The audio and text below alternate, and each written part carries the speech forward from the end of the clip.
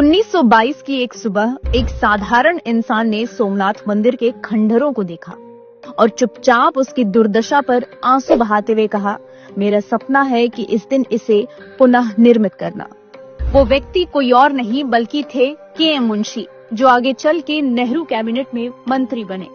जूनागढ़ स्थित सोमनाथ मंदिर, जिसकी महिमा का वर्णन सदियों से होता आया है, उसे 1665 में औरंगजेब के आदेश पर मस्जिद में तब्दील कर दिया गया।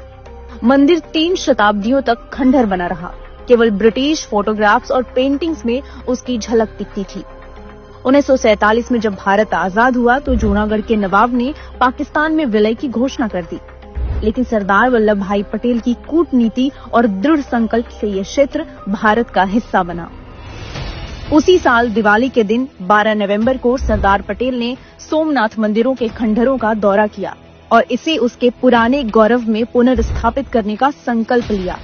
पटेल और के.एम. मुंशी ने इस परियोजना को शुरू किया, लेकिन नेहरू इसके पक्ष में नहीं थे और अपने एक पत्र में इसे हिंदू पुनरुत्थानवाद का प्रतीक बताते हुए कड़ी आपत्ति जताई।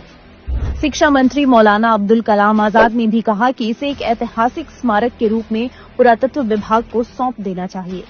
पटेल के निधन के बाद के.एम. मुंशी ने अकेले ही इस परियोजना को आगे बढ़ाया। दूसरी ओर नेहरू ने हर संभव तरीके से मंदिर निर्माण का विरोध किया। उन्होंने इसे भारत की धर्मनिरपेक्षता के लिए खतरनाक बताया और इसे रोकने की हर संभव कोशिश की। अंततः 1951 में जब मंदिर बनकर तैयार हुआ तो के.एम. मुंशी ने डॉक्टर राजेंद्र प्रसाद को प्राण प्रतिष्ठा के लिए आमंत्रित किया। राष्ट्रपति ने खुशी खुशी इसे स्वीकार कर लिया, लेकिन नेहरू इससे नाराज हो गए थे और उन्होंने डॉक्टर प्रसाद से अपना फैसला बदलने का अनुरोध किया। मुझे यह स्वीकार करना होगा कि मुझे सोमनाथ मंदिर के उद्घाटन समारोह से आपकी जुड़ने की इच्छा पसंद नहीं है। यह केवल मंदिर की यात्रा नहीं है जिसे आप या कोई भी कर सकता है, बल्कि यह एक महत्वपूर्ण समारोह में भागीदारी है जिसके कई प्रभाव हो सकते हैं। उन्होंने यहाँ तक कहा कि राष्ट्रपति को इस समारोह में निजी हैसियत से जाना चाहिए और न ही सरकारी खर्चे पर। नेहरू का तर्क था कि ये कदम एक विशेष समुदाय को नाराज करेगा और भारत की धर्मनिरपेक्ष छवि को धक्का पहुंचेगा।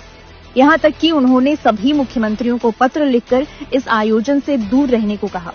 डॉक्टर राजेंद्र प्रसाद ने नेहरू की बातों को नजरअंदाज किया और सोमनाथ मंदिर के उद्घाटन में शामिल हुए, लेकिन नेहरू ने इस आयोजन की कवरेज को दबाने की पूरी कोशिश की।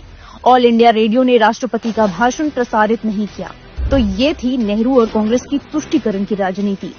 सोमनाथ मंदिर आज न केवल हमारे इतिहास का प्रतीक है, बल्कि उन संघर्षों और बलिदानों का भी स्मारक है जो इसे पुनर्जीवित करने में लगे। नेहरू के विरोध के बावजूद मंदिर का पुनर्निर्माण हुआ, ये बताने के लिए कि भारत की संस्कृति और आस्था किसी भी राजनीति से बड़ी है। नाम बदला है, नियत नहीं। महाठगबंधन की जरूरत नहीं। आज ही लें संकल्प।